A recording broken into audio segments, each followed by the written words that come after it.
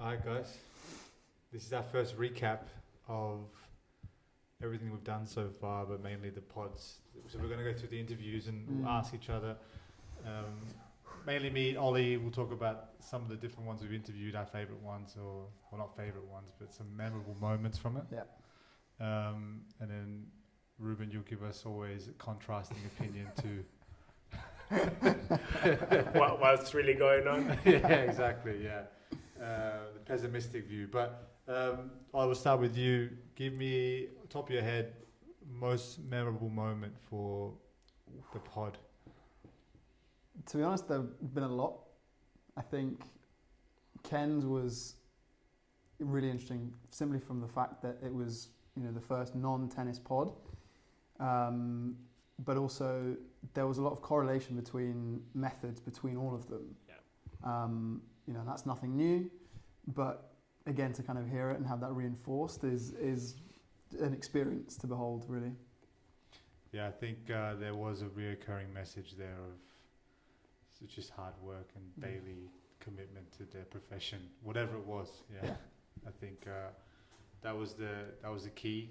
There was we had a lot of athletes who played the exo tennis, and we had a lot of black athletes, which was good.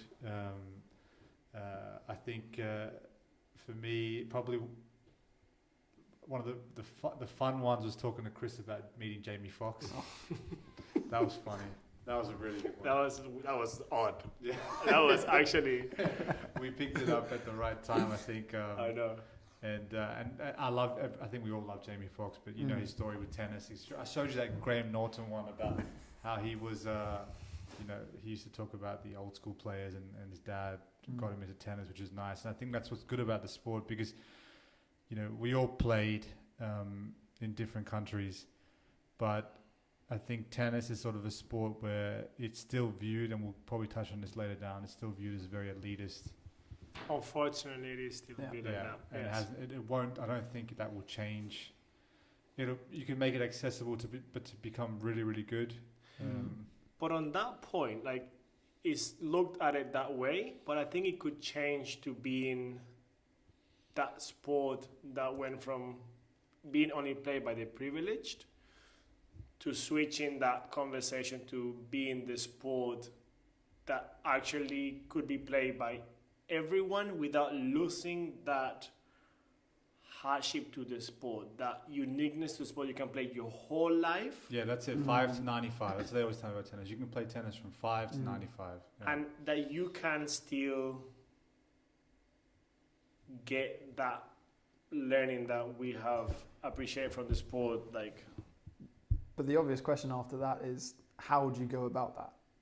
Because, to say it could become sport for all is one thing, but actually doing it, that takes so much coordination between, even within governing bodies, there's so much politics being played. How does that happen? I think the USTA I think America does a better job at park facilities compared to the club system. I don't know what it's like in Venezuela. Is there parks that you can just go Venezuela is very country club still oriented. It's very private. It's very centralized in 2-3 states in the country. That's pretty much it. You don't really have that. UK, there's park courts there, right? But I still think it's still, even to get up, you can't just walk on a court on the park and play, can you? Have to book. You still have to book, and it depends on where, And you have to pay for it as well sometimes? Yeah, but it's not that bad. And in the States, I think it's free. I think you just... Really? A lot of free parks and everything this. But you asked this question, and I'm going to try to tie it up with the podcast, which you asked, how does tennis become the sport that can be, it's played your whole life, and it could be very accessible.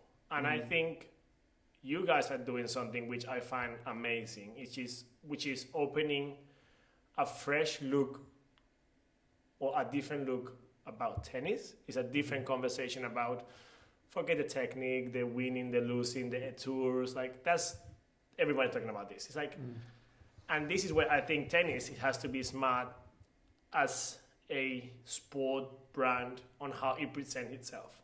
When you look at the history of tennis, yes, it became from the very wealthy, but tennis is the sport that has opened doors for people like Ash, people like Billie Jean King. And even in modern tennis, you see people like Murray speaking up about issues that nobody else has spoken about. And yes, tennis has come from a place of privilege, but because people of privileged positions are able to have a voice, they are able to make that switch of tennis can become that place where like, Title IX, guys, is because of tennis. And that's huge. Yeah. Like, that's where I think tennis can turn this around. And you guys giving voices to different athletes to express a real story about tennis, which is completely different from the tour. That's true. And we'll probably touch on it on a later topic regarding national governing bodies and equality in sport. But actually, if you listen to, and another memorable moment, we were laughing about it yesterday with Benny. I don't know how much you heard of Tim Putz's podcast, but if you listen to his podcast, that tennis is for everybody because he never played tennis. Like basically, you watch that podcast, you're like, yeah, I played tennis twice a week, and all of a sudden I was playing US Open, right? That's true. Yes. I had a lot of players write to me saying, good players who either on the pod or whatever, they were like, man, that was funny with Tim because he made it sound like he wasn't trying at all.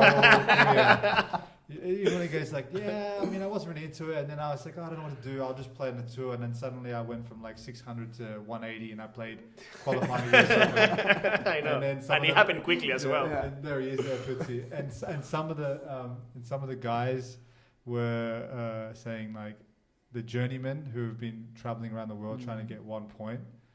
If they listened to that pod, they were like, okay, thanks guys, I'm putting my rackets away and I'm going to quit and play another sport. That was definitely a memorable one for me. I think, what other ones I think that would stand out? Obviously we had in the early days, we had Mal talk about, his stuff with having a Wimbledon champion, number 11 in the world. Probably the highest ranked player we've had on the pod. Yeah, we have, yeah. At the moment. Yeah, at the moment. Who knows where some of these guys might be in a year's time, Roger, Rafa, if you're listening, I'd love to get you on. And then we had definitely with Humphrey as well. Humphrey's just a good guy, isn't he? Yeah. You just when he comes across in his pod. I haven't heard anyone speak a bad word about him. That's how he is genuinely a nice guy. Yeah. And then and Nate's mum writing to you. Yeah. So when we did, I don't know if you saw that or not, but when we raised the money for Mal Washington's foundation, right? So we said that we were going to not just say post a black box on, we actually do something. When we did that, Nate's mum wrote to Ollie. Yeah. Well, to the EXO account yeah. directly and was like, this is an amazing cause, if it wasn't for the Boys and Girls Club, my son Nate wouldn't have been a tennis player basically. Wow, yeah. But for me, I think that also highlights, out of all the tennis players that we've had, there's not like one or two pathways. Everyone's journey has been so different to get to, the top, 200, 500. It's so, the variety within tennis is ridiculous. You don't have that with other sports. No. A lot of individual sports is very, everyone takes their own pathway up. But I mean, football is very much, you get scouted to an academy, soccer that is, academy, and then you play, you get signed. Yeah. In America, it's high school, college drafted. Yes. And tennis is a wild ride. I also like one of the first ones you did. Her name is Jokic. Kat Jokic. Jokic. Yeah. And how she was talking about her struggles on injuries and how she overcame them. That resilience that she was talking about. I thought was she's going to be a player as well. That's pretty She'll sweet. be a baller. I thought that's pretty sweet. Yeah. That's pretty cool. But with that story, I mean, tearing ACL at 17, 16, 17, crucial time before college. I mean, if it was me, I'd have been like, nah, I'm done. Sorry. Yeah. See you later. But she went and did it. And she's number one, right, in the country. And then she was competing. She won the. She did, yeah. The first EXO in Atlanta. She did, yeah. But again, this is you see that pattern of what you were talking about, even Ken. It's this is what I love to do. Yeah. I'm going to get it done. Yeah. And it's going to take a lot of effort, work, discipline, you name it, talent. But it was pretty sweet. I thought that was the way she said it. I could feel the pain when she was telling the story as well. Yeah. And I thought that was like, ooh, that's hard. I tell you what I do like about it. People look at this podcast or this page and say, they're showing not like world class athletes. I know a lot of good podcasts out there that are talking about, people that have made it. But we want to make it relatable to everybody.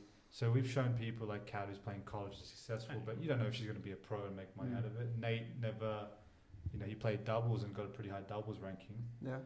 His comment was classic. What was it about Thailand? We were getting a t-shirt made. Oh, yeah. It was something like, you can fly to Thailand, lose in 20 minutes and be on a flight back home. You can go to play. And that's tennis, right? But that's like the reality. And we want to show Lay Bear. I mean, we had Ken, who's a world champion. He told us some crazy stories as well with the with the police. That story, you remember that story where the police never called? There was no crime committed during that period because everybody was watching. Ken, I mean, that's the nice stuff. And we have some really good, some crackers now with on the new season coming up. Yeah, with Benny, Ellie. Don't spoil them. Don't spoil them. No, but I mean, one thing is crazy. So we did like a little round table the other day. Yesterday was it yesterday? The day before yesterday. And we're just picking at random questions out of a hat. And one question was, who's the most overrated player on the tour? Who's the most underrated? Right? Okay, you can answer that question. Who do you think's most overrated? And Ellie goes first. Guess she picks from the females. Guess who she picks as the most overrated player on the tour right now? She picked that. So I can't do that. Like she said Serena Williams. What? She said it. And everyone was like, "What?" And then her face was like working it out in her head. She was like, I didn't remember who she was underrated. And then she went past, and then we got to like the third person. She goes, wait, I want to take my answer back because she knows she's going to get hate online for it. But I think I spoke to her yesterday. And what she wanted to say. That's what I say. Osaka's like she's like right now. But what she wanted to say was in terms of right now, like she's beatable, and she didn't get like okay. She goes on court. She has aura of Serena Williams, but people because you know how it is. Like when you play Rafa. Like you play the name, not the person. You're playing the name and the person. Yeah, exactly. And so that's what she wanted to say. So I apologize on behalf of Ellie. Don't hate her. My reaction, I went like, what? Sorry. It's everyone's reaction. Okay. I was narrating and I was like, what's this going to be? Because I didn't get awkward. Oh man, so that's going to come up in season 2, and then obviously Benny, when he does his, and when I'm talking to Benny like this, I'm talking about his weight, and at that moment there's a clip of Benny, like close up shot, trying to return, leaning over, like bad angles, like, but still. He's just looking at himself saying, how can anyone walk in public like that? So these are good stuff coming up. But yeah, I think it's easy to say that we do have access to some really good athletes, and we're glad that we talk, but I want to make it the journey of Exo Sports is to get you guys to connect with people who are maybe not, because Roger and Rafa and these guys seem so far away from reality, but essentially they're taking the same steps that Kat Jokic is taking, or even as far as like with Sela Bay, so that was a different one. A lot of reaction online and engagement online, a lot of females writing to me saying, why are you doing, you know what I mean? Who's this now? I never get any comments, and a lot of guys going, hey, give me a number, how do I hook up with you? But if you listen to her and you break down what she's saying as a fitness model, the discipline she has every single day, it's scary. And discipline, whether it's like, and that's the thing, there's a lot of things in life and walks in life where you don't get recognized worldwide. Whatever it is, whether it's like, someone doing it as a NASA scientist or a violinist who's practicing their art every day, and you'd never hear them. But this striving for perfection, or not perfection, but just this daily work, this is what we want to highlight to people so they can realize and they get up and say, okay, hey, if I want to go down this path, this is what it takes. Sure. It's the progress, the daily progress, the determination to get that done. Yeah. Exactly, and that can happen whether and we're just lucky, or we're lucky that we're in an industry, tennis, that is a multi-billion-dollar industry. It's a worldwide sport, But there's so many sports that I can think of where you can be an Olympic champion, no one knows your name. Yeah, we discussed that the other day, not on a podcast, but you know, these guys put themselves through hell for 4 years to get to an Olympics, to have 5 minutes of fame, if that. Yeah. And then what? They come back home and they either have a medal or don't. And what's the next step? Do I go 4 more years again? But this is something I have probably discovered in the last maybe 7 years or so. Like, because we're very goal oriented as well in terms of what we want to do and accomplish and things like this. And I always thought it was really cliche, like, it's not the end of the journey, it's the journey itself, blah, blah, blah, right? And I'm like, yeah. I just want to get there, I want to get the prize, and I want to be shiny. And I'm like, I guess now I'm getting older and understanding this. Like, these guys do this because the way they feel about it themselves and what makes them grow, and it's the vehicle for them to become who they want to be. Yeah. Who they want to become. That's what I'm trying to say. Like, and you see it not only in sports, you see it in businesses, you see it in art, you see it in every single successful person, whatever you want to call it. It really is about becoming that person that you need to do. Like, it's just a vehicle, I think. I just look at it that way. I don't know. Anyway, I think it's amazing that people do that and nobody even know who they are. Like, recognition. Yeah. That's it. But they do it for themselves. But if you think about it, when you play and sport, the team, when you family, whatever you want to call it. When you start the very first time you play tennis, I mean, when you get better, you think, oh, I'm going to make it as a pro and play in front of the people. But when you start the sport, you actually just you do it because you enjoy it and obsessed with it. Yes. I see it, and I've lost that sort of touch with that. I want to work every day on my game, but then I see Akim Hutter, who's like 50 or 60 years old, who comes now and he wants to play every single day and he works in the gym and he wants to improve, and I'm like, why? Just go and play with but he takes lessons, and all these people, my mother-in-law and those ladies, are you kidding me? They play more tennis than Benny was when he was practicing to be a pro. They're playing like 3-4 times a week. Definitely more than Tim. Tim, yeah. Definitely have Tim, and I think, it's crazy because this sport, or just in general, if you're passionate about something and you're obsessed with improving, there's different versions of yourself. But you said it, is that love for that game and trying to figure it out. Yeah. And as long as you remember that, what you started, most likely you will finish also well. Do you think that's partly, I mean, you both have experience in coaching. Is that because, for people that can figure out the game quickly and have talent, and they try and make themselves into something, and then whatever happens, they go, I'm done with it by 30, let's say. I don't need to improve. There's nothing else. It's just now playing to win, but there's nothing to win. Whereas you've got these other people that take much longer, and they're like, actually, I still have stuff to work on. Yeah. So they stay in the game longer because their progression is slower. It's a good question, and I always grapple with this one because I think, and I admire some of these players, like the ability. Like me and Ruben played college tennis, and I remember watching Ruben play. Ruben was the type of player that, if he played someone that was worse than him, he'd lose often to people who were not as good as him, right? And we'd look at him and like, what are you doing? And then when there was the big moment, big stage, Ruben always stepped up and played big tennis.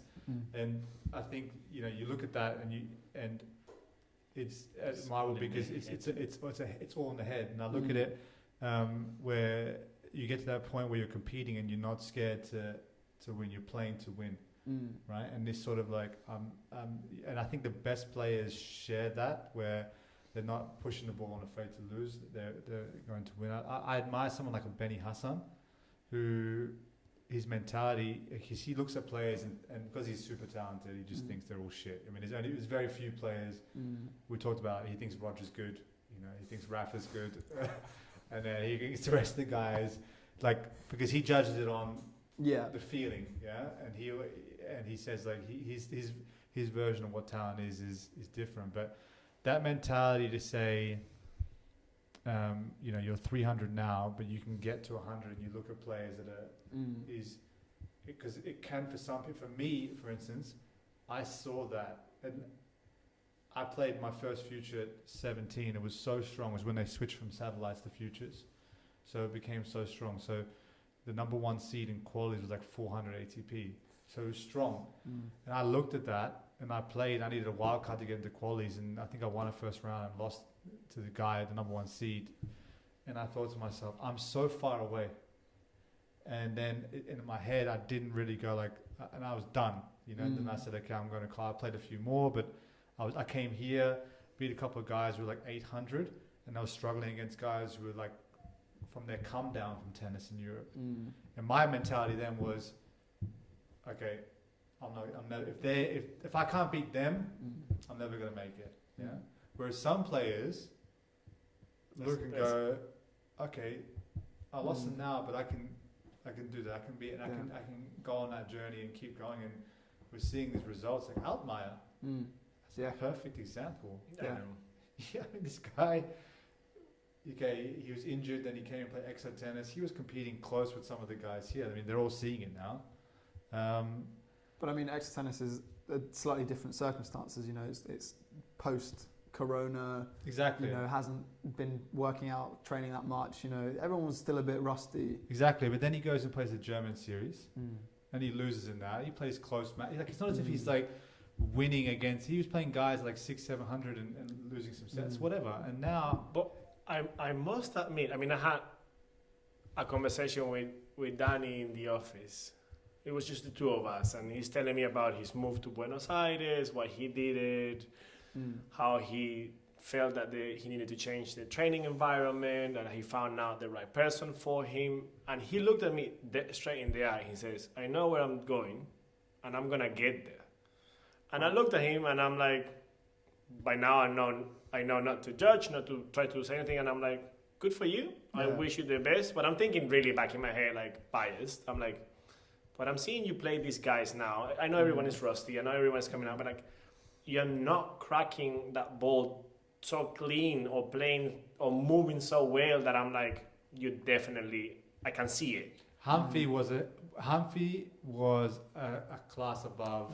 You could say. So that's what I mean. Exactly. Could play, and he can do that stuff, and he could actually. You could see how Dustin could match that level, not on long term, but he could get to that point. You could see, and you could put in your head, okay, you know, he used to be top 100 and he's beaten top players. You can see even Pucci. You could see that he could. If he needed 2-3 gears more, he could still bring it. And I didn't see on Daniel, but the way that kid looked at me, I'm not joking. He looked at me like dead serious, like I'm definitely gonna crack it. And I said to him, I believe it. And I honestly said to him, I don't think you will do this. I guessed him, as I said, maybe you need about a year to get there. I was in my head because you're already in the right track. You're healthy now. I'm like, you get there. Yeah. And I'm looking at Roland Garros and I'm like, come on, man, come on. Yes, you're doing it, baby. And I'm like, it's insane. So it's like, but you say it's just that mindset. It's that mindset. Yeah. But back to your question, like why people is that struggle? I don't like sharing. I'm not going to share it or anything, but I'm going to read this. This is a kid, like I said, we spoke into existence. So he qualied, and then he beat Lopez. Yeah. And this is what he wrote. So after he started playing his first time, I wrote to him, was, how are you feeling? He said, yeah, feeling better, getting there day by day, working, right? And then he beat Philly. I said, well done, man, enjoy it. And I said, top 100 is calling you. And he wrote after Lopez, he goes, it's only the beginning. And that's where I think the mentality is. What I'm saying, yes. A lot of players would go, okay, great win. I've qualified first main draw, I beat Lopez, party time. Yeah. I write that to him, and in that moment, right, he goes, it's only the beginning. Then he went and beat Struff, then he beat Berrettini, and he put on a good show against Corona Busta. I mean, that's why that's why I'm saying the mentality. Two people can see the same thing and interpret it very, very differently with anything. And that's a big thing, and I don't think anybody's ever mastered in terms of coaching or working with players can master that. You can you can train that, or you can master how people have a different outlook. I think some of that stuff is maybe a little bit either in nurture or nature. I'm not sure, but I would say it's a little bit of nature in terms of the mentality. Yeah. The only thing you can try is to show that 3 different people look at the same thing and everybody's looking at their perspective from their perspective, but that you can change the meaning of that situation. Yeah. Same example. He qualifies, he beats Philly. At that moment, he can say, same situation, this is the beginning of what I'm on my way to do. Or he can say, I made it, I'm done with this. Same situation, 2 completely views, both valid. Both okay. Both okay, both true. Yeah. And the question is, which one out of the 2 are gonna make me go further? Yeah. And that you can actually train, and this is not very easily because you're changing habits. We're talking about completely different things, but you can actually change that person at that moment when he decides, what does that mean? That he goes, the meaning I'm giving to this situation, is it gonna help me move forward, or is it stopping me right now?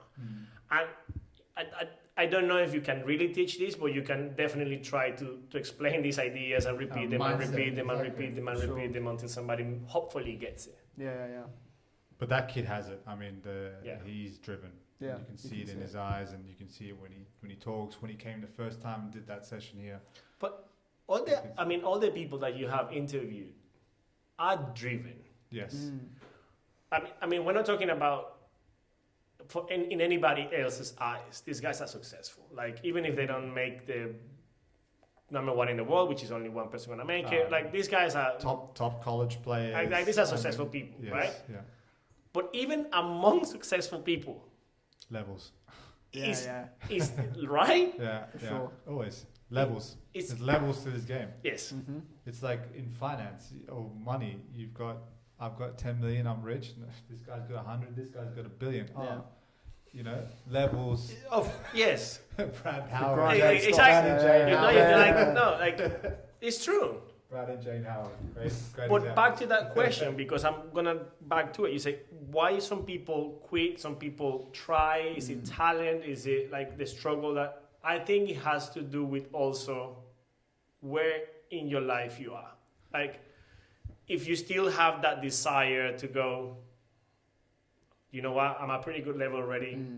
I'm happy here, and I'm happy, and I'm fine, and I just want to explore other areas, other things. I'm done with tennis. I want to do it now in finance. I want to do it in dancing or podcasting, whatever it is. Or they say, you know what, I'm still in love with this game, and I want to go and take it to another level on this game.